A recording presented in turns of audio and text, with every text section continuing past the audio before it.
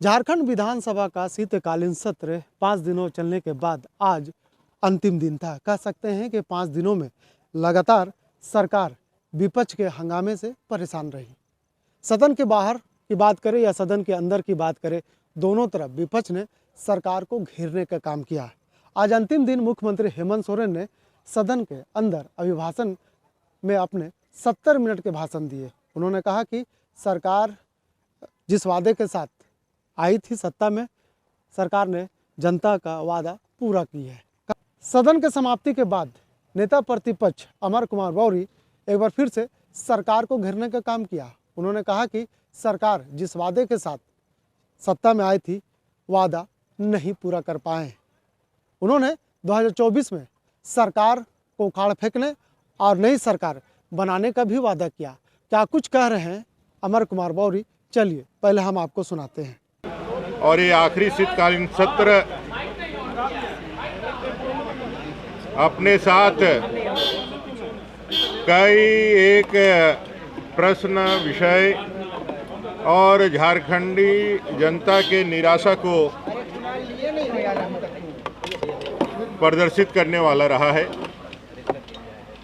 इस सत्र को जो राज्य सरकार, अभी माननीय मुख्यमंत्री जी अपने सरकार के तारीफ में कसीदे पढ़ रहे हैं और अपने असफलता के सारे ठिकरे विपक्ष के माथे मढ़ रहे हैं।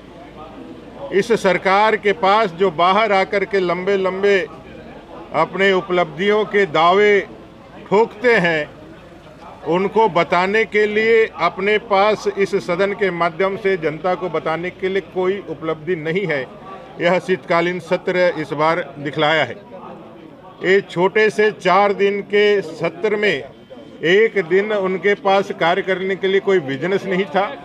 और साथ ही साथ अगर आप देखेंगे तो अमूमन शुक्रवार तक सदन की कार्रवाई चलती है। 5 दिन का रहता है, छोटा सदन भी रहता है तो 5 दिन का रहता है, उसको भी इन्होंने नहीं चलने दिया। और जो वायदे इन्होंने डे फर्स्ट किया था सत्ता में आने के बाद, वो आज तक अनुत्तरित ही रह गई है। चाहे वो 1932 के माध्यम से नियोजन नीति बना करके यहाँ के बेरोजगार युवाओं को रोजगार देना हो, चाहे यहाँ लॉ एंड ऑर्डर का संधारण करना हो, सारी चीज़ें आज धराशायी हो गई है। युवा रोजगार से वंचित ही नहीं है। इनके झांसे में आकर के जिन युवाओं ने अपना खून पसीना बहा करके इस राज्य के अंदर इनकी सरकार लाई थी, आज वो सभी लोग सड़कों पर हैं।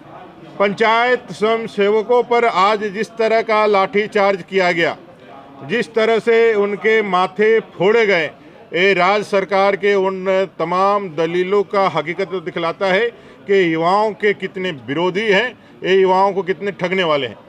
कल भी आपने देखा कि भाई शिक्षक की बहाली की घोषणा इन्होंने की और इनकी बहाली की घोषणा को हाई कोर्ट ने रोक लगा दिया। इनकी नीति साफ नहीं है, नीयत में खोट है। ये युवाओं को रोजगार देना नहीं चाहते हैं। ये सिर्फ और सिर्फ अपनी जो है बकवास के माध्यम से, अपने झूठ के माध्यम से यहाँ के युवाओं को बरगलाना चाहते हैं और यहाँ के संसाधनों को लूटना चाहते हैं। आज उसका परिणाम है कि सभी लोग आज रोड पर है, सड़क पर है। आज जिस तरह से आरक्षी की बहाली निकाली गई है, उस आरक्षी की बहाली में भी ओबीसी और एससी का बहुत सारे जिलों में आरक्षण जो है पूरी तरह से शून्य कर दिया गया है। ये मुख्यमंत्री जी, माननीय मुख्यमंत्री जी और उनके तमाम कारिंदे, चाहे ओबीसी आरक्षण को लेकर के, अभी देखिए फिर एक नया चौसला चालू किया है इन्होंने। ओबीसी आरक्षण को लेकर के जाएंगे राज्यपाल महोदय के पास जाकर के कहेंगे। तो जो भी यहाँ के मुद्दे हैं, जो जनता से जुड़े हुए जन मुद्दे हैं, उन मुद्दों को आप आगे उठाना नहीं चाहते हैं, बढ़ाना नहीं चाहते, उसको सिर्फ मुद्दा ही बनाना चाहते हैं।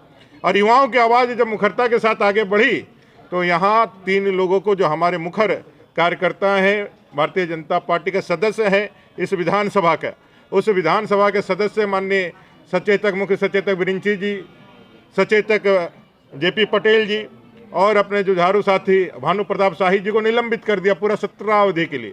और ये कहते हैं कि भाई हम सीख रहे हैं लोकसभा और राज्यसभा से। ये सीखने ही वाली नकलची ही सरकार है। लेकिन हमारे गुरु कहा करते थे, नकल करने के लिए अकल चाहिए, नहीं तो शकल बिगड़ जाती है। ये सरकार की शकल बिगड़ी हुई है। ये सरकार ने इस पूरे विधानसभा सत्र में कई एक ऐसी घटनाएं देखी है जिससे लोकतंत्र अपमानित अपने आप को महसूस कर रहा है। आज जिस तरह से बाबूलाल मरांडी जी माननीय सदस्य हैं इस सदन के, राज धनवार के प्रतिनिधि है, 3 से 4 लाख लोगों का प्रतिनिधित्व करते हैं, अगर उनको बोलने का मौका नहीं दिया जाता है 4 सालों में, आप तब नहीं दे रहे थे कि उनको नेता प्रतिपक्ष के रूप में मान्यता देने के लिए सारे हर्ताएं पूरा करके भारतीय जनता पार्टी ने नेता विधायक दल बना करके आपके पास रखा था। लेकिन उनकी आवाज़, उनकी वाणी, उनके जो मुद्दे होते हैं उनसे आप इतना डरते हैं कि आप उनको बोलने नहीं देना चाह रहे थे। अब तो बाध्यता भी खत्म हो गई, लेकिन एक आदिवासी जनजातीय नेता जो आज हम सबका गौरव है, जिसके ऊपर एक भी भ्रष्टाचार के चार्जेज नहीं है, जिन्होंने पहली बार मुख्यमंत्री बन करके इस राज्य को विकास की पटरी पर लाने का काम किया, ऐसे व्यक्ति को सिर्फ इस डर से कि वो बोलेंगे तो इस सरकार की पोल पट्टी खुल जाएगी, एक आदिवासी जननेता को बोलने से वंचित रखा गया। और जब उन्होंने अपनी पीड़ा सदन के अंदर बोलने को नहीं दिया गया, बाहर रखी, तो कई लोगों ने उन पे विशेषाधिकार लाने का और उन पे जो है अवमानना डालने का एक ओछा सा प्रयास किया। आप एक तरफ बोलने देना नहीं चाहते हैं, आप डरते हैं ऐसे आवाज़ों से, और दूसरी तरफ जब कोई पीड़ा बतलाता है तो आप उस पर जो है मानसिक दबाव बनाने का कोशिश करते हैं, दबाव बनाने का काम करते हैं। ये पूरी परिस्थिति बताती है। और आज और एक घटना हुई, सत्ता पक्ष के माननीय विधायक लोबिन हेम्ब्रम जी, उन्होंने अविस्ताव लाया और अविस्ताव उनका गिर गया, गिराना पड़ा। एक और भी माननीय सदस्य लोग हैं, एक माननीय सदस्य ने, सुदीप सोनू जी ने सरकार को तो परचून की दुकान तक कह दिया। समीर मोहंती जी ने, माननीय सदस्य ने कहा कि भाई ये जो है ये अविस्ताव जो है वो हमको कोई एक संसदीय प्रक्रिया से हमको कुछ लाभ नहीं मिल रहा है, 3 साल पहले जो मांगे तो वो भी नहीं मिला, और माननीय मंत्री जो है अभी भी हमको फिर उसी तरह से झुंझुना ही पकड़ा रहे हैं, तो अगले बार पीसीसी मांगने के लिए आएंगे। तो आप समझ सकते हैं सदन की गरिमा कितनी गिर चुकी है। एक माननीय विधायक अपने लंबोदर महतो जी ने ओबीसी आरक्षण पे सरकार से जवाब मांगा, उसके बारे में कुर्मी जो उनकी मांगे हैं उसके ऊपर मांगा, उसकी बातों को आपने कार्मिक विभाग से लेकर के शिक्षा विभाग तक फेंकने का काम किया। और जब ये सारी बातें सदन के माध्यम से जब हम लोगों ने लाने का काम किया, तो माननीय मंत्री एक आते हैं जिन्होंने बालू से अपने बाल उगा लिए हैं, जिन्होंने पलामू में उनको जो हरियाली दिख रही है, झारखंड को लूट करके जिन्होंने अपना चमन को सुहावना और उजड़ा को ठीक किया है, वो सदन के अंदर मदारी जैसे बातों से हम लोगों को संबोधित करते हैं। एक दलित का बेटा, एक साधारण कार्यकर्ता भारतीय जनता पार्टी का अगर इस पद पर बैठ करके 3.5 करोड़ झारखंड की जनता की आवाज़ को बुलंद करता है, तो आपके मन का अहंकार, आपके मन का वो सामंती भाव जो आपके अंदर बैठा हुआ है, आपके मन वो कांग्रेस से जो प्रभावित है, कांग्रेस से जो आलोकित है, उसके कारण जो है आपको इस तरह की बात बाहर निकल करके आती है। कह सकते हैं कि शीतकालीन सत्र के अंतिम दिन मुख्यमंत्री हेमंत सोरेन ने लगभग 70 मिनट का अभिभाषण दिया और उन्होंने राज्य के कई योजनाओं को इस अभिभाषण में शामिल किया।